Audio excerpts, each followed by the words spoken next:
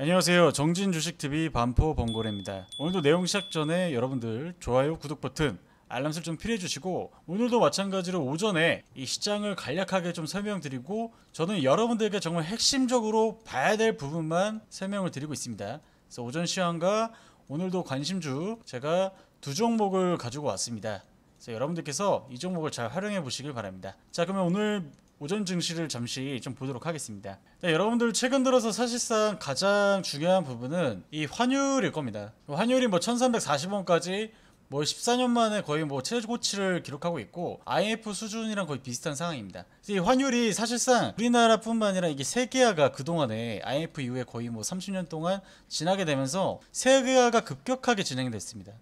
그에 따른 결과가 뭐냐면, 이 유럽에서 예전에 발생했던 일이 그전에는 크게 좀 선방향에 받고 변동을 크게 만들지 않았는데, 이제 본격화해서 세계화 추세로 진행되다 보니까 이 유럽에 대한 경제 부분이 또 실질적인 환율에 영향을 주고 있습니다. 그래서 유로화가 최근 들어서 1달러보다 낮은 상태잖아요. 그럼 이 달러가 강세가 올라오고 있고, 그럼 이게 역외관계이기 때문에 달러가 강해지면 우리나라 원화 가치가 떨어지게 됩니다. 원화 가치가 떨어지게 되면 환율이 1340원, 1400원 이런 식으로 좀 공포감을 좀 자극할 수 있는 구간이에요. 그래서 이런 시점이기 때문에 사실상 외국인들이 좀 들어오기가 어렵다. 근데 제가 봤을 때 7월 이후부터 외국인들이 좀 들어오고 있는데, 외인들도 사실 그런 부분도 있지만 앞으로 이 실적치가 중요하겠죠. 이게 수출은 어느 정도 이 환율이 오르다 보니까 수출 중심의 국가들이 이익이 그래도 좀 개선될 수 있지만, 반대로 우리는 이 원자재를 수입해서 수출하는 국가잖아요. 그러다 보니까 이 원자재가 올라가게 되면서 최근 들어서 어떤 현상이 벌어지고 있죠?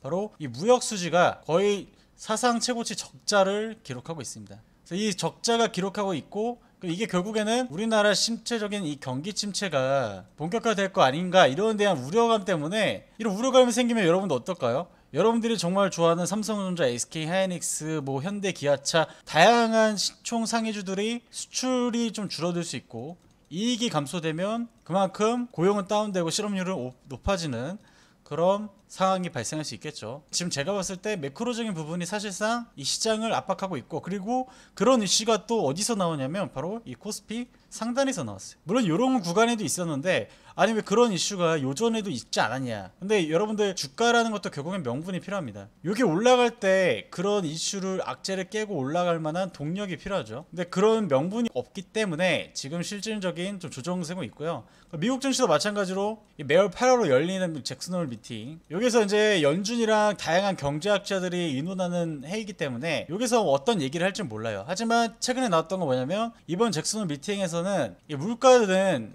지금 계속 올라가고 있고 살짝 피크아웃해서 좀 내려오고 있는 상황인데, 물가가 더 내려오기 전까지는 금리 수준을 좀 유지하는 단계로 갈 수 있다. 하지만 7, 8월에 자이언트 스텝을 넘어서 금리를 많이 올렸기 때문에 9월에는 그래도 0.25% 이 정도 금리를 올리지 않을까. 그래서 여러분들이 앞으로 중요한 건 9월 달에 금리를 FOMC에서 어떤 식으로 올릴지가 제일 중요합니다. 9월 달에 FOMC에서 금리를 0.25% 수준으로 마무리하면 그럼 주가는 다시 좀 상승세를 할 수 있어요. 반면에 유로존 같은 경우는 금리를 최소 0.75% 이상 좀 올려서 유로화를 좀 올려주는 상태 되면, 이게 그럼 달러가 약해지겠죠. 그러면은 이 환율이 1340였던 게 1300 초반대로 좀 내려오면, 이게 외인들의 현물을 우리나라 증시에 좀 들어오면서 마찬가지로 증시 반등세가 좀 만들어질 수 있는 구조가, 제가 봤을 때 가장 좋은 시나리오가 그게 될 겁니다. 반대적으로 좀 더 얘기 드리면, 9월 달에도 금리가 최근 들어서 제가 이슈 하나 좀 보여드리고 좀 설명을 드리는 게 맞겠습니다.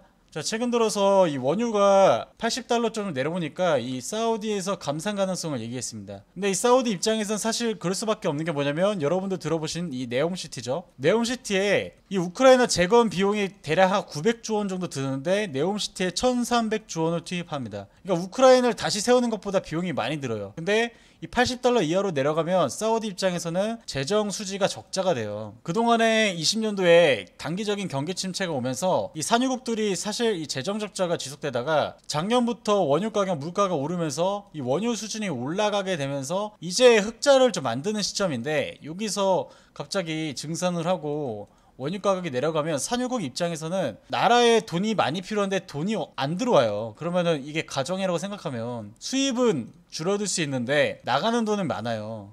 그러면 되게 힘들겠죠. 거기다 금리까지 올린대요. 이자 비용도 커질 거 아니에요. 이거 마찬가지예요. 그렇기 때문에 이 사우디도 감산 가능성을 언급하면서 최근 들어서 사실 좀 물가 수준에 대한 우려가 좀 전반적으로 시장에 좀 작용하고 있습니다. 그래서 이렇게 여러분들이 제가 이 구조를 좀 쉽게 좀 설명드리고 있어요. 근데 제가 오늘을 뭐 관심주까지 드리기 때문에 오전에 짧게 얘기하는 부분은 집중해서 좀 들으시고, 저는 딱 필요한 부분, 여러분이 딱 들어야 될 부분만 강조해서 좀 설명드리고 있습니다. 그래서 그런 시장이기 때문에 눌리고 있다. 하지만 제가 봤을 때 전저점을 깰 만한 명분은 없다. 그렇기 때문에 여러분들께서 여기까지만 내려왔다고 해서 아 이제 더 내려가겠네, 큰일 나겠네, 이런 생각보다는 가격 조정을 단기 정도 좀 쉬어간다라고 보시는 게 맞겠죠.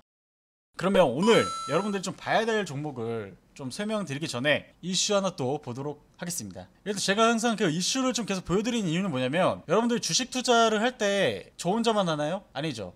이게 다양한 집단이 합니다. 기관도 있고 외인도 있고 뭐 연기금도 있고 개인 투자자도 있고. 그러면 이제 외인 기관들이 어떻게 매매하는지를 알아야 됐고, 개인 투자자들 그리고 세력들이 있다면, 확인되지 않은 이 주포가 있다면 이쪽이 어떤 식으로 매매하는지가 상당히 중요했겠죠. 근데 제가 아까 증시 설명드리면서 얘기 드리면 뭡니까? 바로 이 명분이 있어야 돼요. 그냥 올라가면 사람들이, 개인 투자자들이 올라갈 수 있을까요? 따라잡을 수 있을까요? 절대 불가능하죠. 그래서 항상 올라갈 만한 실적과 명분이 결국엔 제가 봤을 때 이슈, 뭐 재료 정도라고 좀 보시면 되겠죠. 그러면 이제 제가 오늘 가져온 거 바로 이 수소차 삼형제 미중 유럽 수혜의 신바람. 최근 들어서 이 신재생 기조가 확대되고 있잖아요. 원유가 또 다시 좀 올라오게 되면 이 신재생 전환 속도가 더 올라갈 수 있다고 제가 어제 CS 베어링 얘기 드리면서 설명드렸죠. 이쪽에 제가 주도주예요. 여기 주도주와 연결되면서 뭐 LNG 조선 관련해서 이런 시장 주도주에서 여러분들이 매매를 해야 이런 아까 설명드린 집단들이 이쪽에 돈을 산단 말이에요. 그럼 매수세가 몰리면 몰릴수록 주가가 올라가겠죠. 이런 원리입니다. 그럼 여기에서 그럼 여러분들이 가장 핵심인 건 뭐냐? 그럼 뭘 봐야 돼? 네가 말한 것 중에 그래 그럼 뭘 사야 돼? 이거겠죠.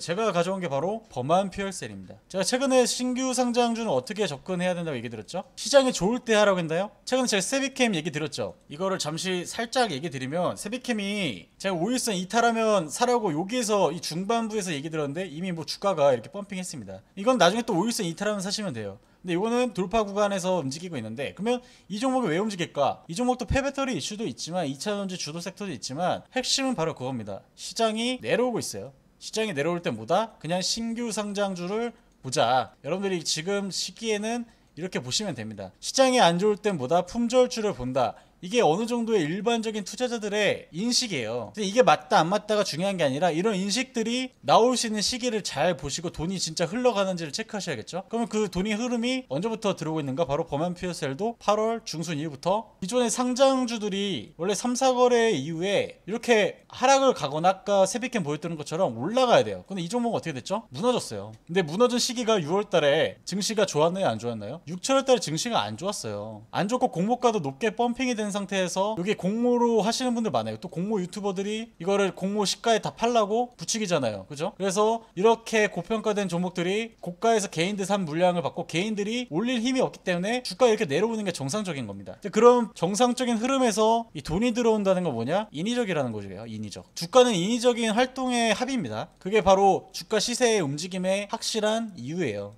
그래서 지금 인위적인 힘이 들어오고 있고, 제가 봤을 때 지금 다시 전고점 여기에 물린 분들 얼마나 많겠습니까? 그래서 이런 윗꼬리가 뭐냐면, 야 여기에서 물린 분들을 아 이제 좀만 있으면 본전 탈출 같은데 아 여기서 매도할까? 아 여기서 매도할까? 아 못했다. 아 다시 좀 윗꼬리 올려면 아 매도해야겠다. 야, 이런 분들의 물량을, 거래량을 조금씩 쓰면서 테스트를 하는 거예요. 이 테스트를 어느 정도 이 주가를 올린 측이 마무리되면은 여기서 이제 거래량이 한번 나오면서 주가가 양봉이 나오는 겁니다. 그래서 제가 봤을 때 여러분들께서 이거를 지금 뭐 4만원 이하부터 분할로 모으시고 목표가는 45,000원까지 보시면 됩니다. 아시겠죠? 그래서 첫 번째 종목, 이 범한 퓨어셀 수소차 관련 이슈 설명드렸습니다. 자, 그럼 두 번째, 오늘 대망의 종목이죠. 대망의 종목을 알려드리기 전에 여러분들 저한테 체험 종목 받고 싶다 하시면 010-2575-4421 숫자 1번만 보내주시면 되겠습니다. 다시 한번 얘기 드리면 010-2575-4421 숫자 1번 보내주시면 제가 여러분들께 오늘 소개해드린 종목보다 더 강한 시세가 나올 수 있는 종목 좀 소개해드리겠습니다. 자, 그럼 두 번째 종목, 제가 어제도 이 CS 베어링 얘기 드리면서 그 부분 얘기 들었죠. 그래서 오늘 풍력 관련주도 CS 베어링 좀 오르고 있죠. 그래서 지금 이 민플레 감축법이 주요 수혜자로 부각을 받고 있다. 그러니까 오늘 또 제가 두 번째로 갖고 온 종목도 이와 연관된 겁니다. 바로